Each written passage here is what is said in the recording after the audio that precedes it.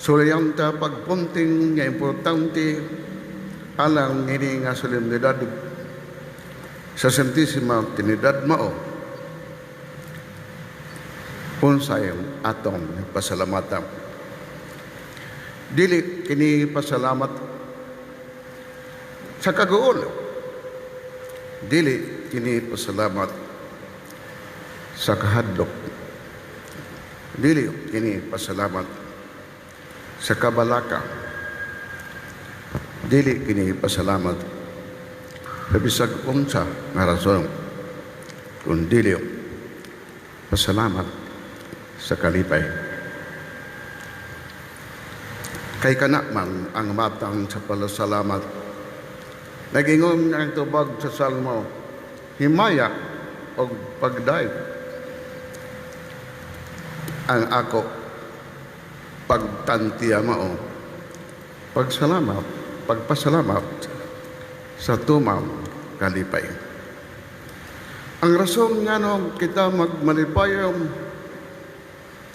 mao, kaya ato na amgo nasabtang tagyutay nga kita gikan sa Ginoo, kita iyang gihimong.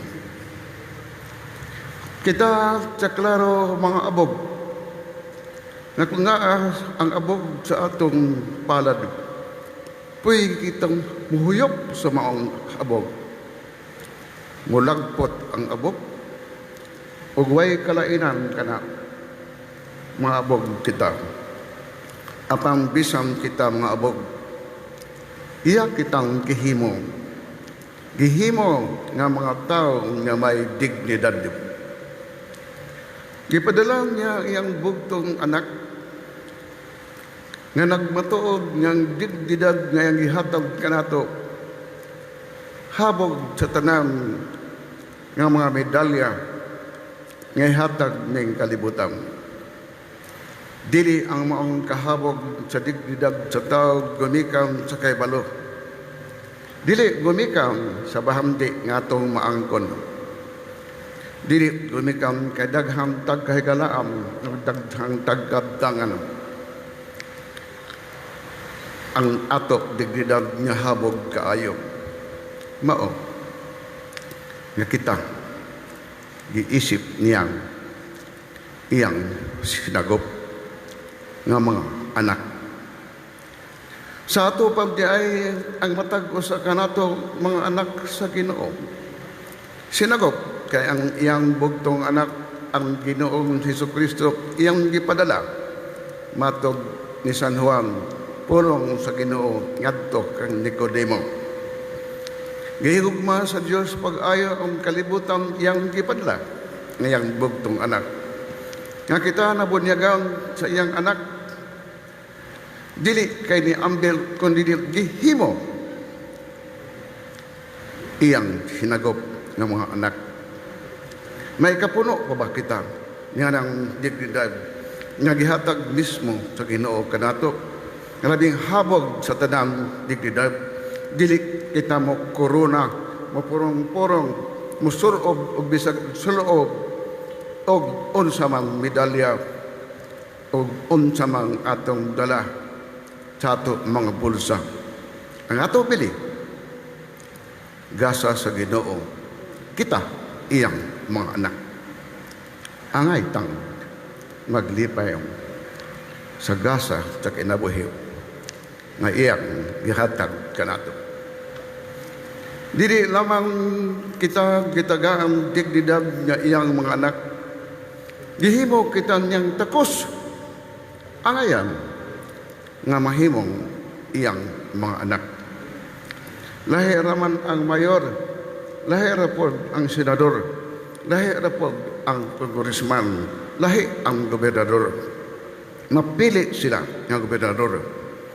Pero kung angayan sila og dili, problema ka na. Apang kita nga mga anak sa Ginoo, di lamang kita gitagaan og dididag, gihimo pa kita niyang gitagaan pa kita niyang may mga takos o angayan sa maong digdidad.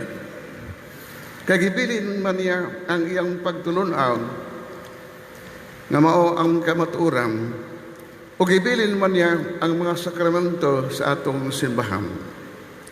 Din sa maong sakramento atong nakatunan niya kita iyang mga anak. So pag duol tas kumpisalang ato masinati ang iyang kaluoy o pasaylo. Aron makamaopod kita mo pasaylo sa ubang makasalat kanato. Sa atong pagkalawat siyang lawas og dugo. Dili mahubit sa mga pulong ang dakong gugma ng iyang gihatag kanato isip usa kagasa. Kaya ang maong pagkumpisal ng maong bunyag, maong pagkalawat, mga ang paagi sa Ginoo aron mahimo kitang angayan og takos nga iyang mga anak nga sinagop kang sang dignidad. Dili niya gustong hugawan kita iyang gihimong iyang mga anak.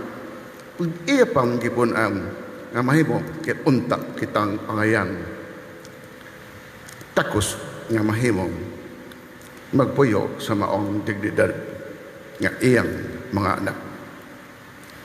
Sunod gipakita niya kanato kining kamatuoran nga giingon ni San Juan. Gigugma pag-ayo sa Dios ang kalibutan buot ipasabot ang katawhan.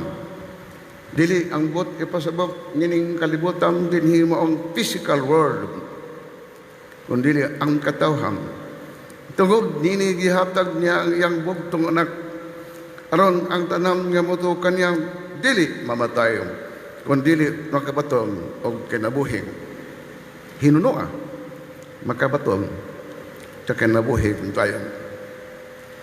Isip iyang mga anak, isip iyang gituyo nga mahimo kitang unta takos og angayam.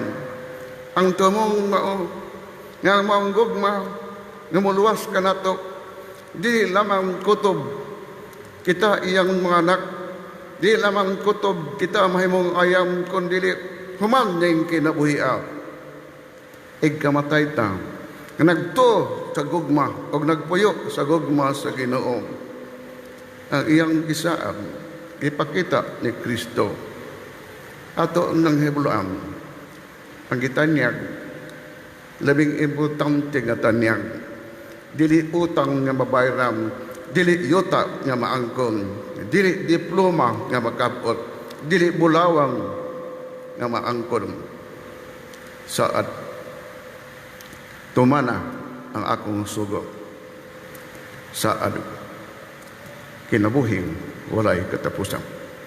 Dili basta-basta ang daong dignidad nga atong gipasalamatan nga iyang gihatag nga kita iyang gihimo. Dili basta-basta ang saad nga iyang gihimo. Dili lamang ang dignidad nga mahimo kitang takos tinuod niyang mga anak nga sinagop. Dili iya pang gisaad nga kita moambit mupuyo uban kaniya sa kinabuhi walay katapusan. Busa makita ta nga amahan nga nagbuhat kanato ang anak mapakita kanato ug unsaon ta pagpuyo ang iyang pagmasunod ang pagkamasinugtanon sa krus. Gitudo sa Ginoo nga ang gugmang matuod mag-antos, magpaabot, magpailog. Ug mao nga nagihimo sa Ginoo didto sa krus. Kinatibok ang gihalag ang iyang kinabuhi. Pagpakita nga ingon ana ang mahigugma. Nupasakit og mutahang sa kinatibok ang pagtugyang sa kinabuhi ngadto sa iyang mga gimahal. Kana mao ang dalan. Kana mao ang kamatuoran. O sa mga nabunyagang nag-ingon ang Ginoo, pwede ilang mapuyang, pwede ilang mapakita. Ang Espiritu Santo dili lamang nag-uban kanato. Ang Espiritu Santo dili lamang nagpuyo uban kanato. Ang labing nindot ikahatag ta nga pagsabot sa Espiritu Santo mao siya mag-agak kanato. Magiya kanato. Magsayang pagiya nga ato makasuko mabaslan og mailisan sa pagsabot og pagbati sa pagka mapo ang uron. Nga atong kahakog, giyam kita sa Espiritu Santo nga sanahinay mahimo kitang manggi hatagon nga sa atong mga malaw ay nga dili mayong hunahuna. Linisan kita, tudloan kita, giyaham kita sa maong Espiritu nga ato mga hunahuna og pagbati magbaputli. Nga kita makapaabot sa iyang pagiya kanato nga matulid ang mga baluktot og hiwitang mga binuhatan. Gumikan kay maong Espiritu mugiya nga magdasig maglamdag og muligon kanato ang ato mga lakang og buhaton. Dili lamang iyang lamdagan kung kita iyang akayon, iyang agakon, iyang danihon, giyahan aron nga ato mga buhat ato mapahimuot ang Ginoo nga mapuy-an ta sa hinayon ang dalan sa pagkabalaan nga gusto samahan og anak nga ang Espiritu Santo magiya kanato may ato masubay ning ato pagpanaw sa ato dalan ning kinabuhi. Ug bisa ang sumada nining ato pamalantong ato nang makita kalipay tang dako nga kita gihimo sa Ginoo. Kalipay po natong dako nga kita gitagaam digdidag isip iyang mga anak. Kalipay tang dako dili lamang digdidag kundi gitagaam kita nga mahimong angayam higayon nga mahimong takos sa maong digdidad. O ang Espiritu Santo kanunay naggiya kanato maglandab sa atong mga nahuna aron kahayag maoy mo daog magapi ang kangitngit o ang kangitngit nga danagam sa kahayag ang kangitngit mao ang mga sayop nga pagtulunam mga hiwi nga panghunahuna din mianhi ang anak nga pinadala nagpadayag sa kamatuoran aron kita hinahinay makasabot sa mga kamatuoran ug nahinay nga giyahan sa mga Espiritu nga makahimo makasunod sa mga kamatuoran nga gitudlo sa atong Ginoo.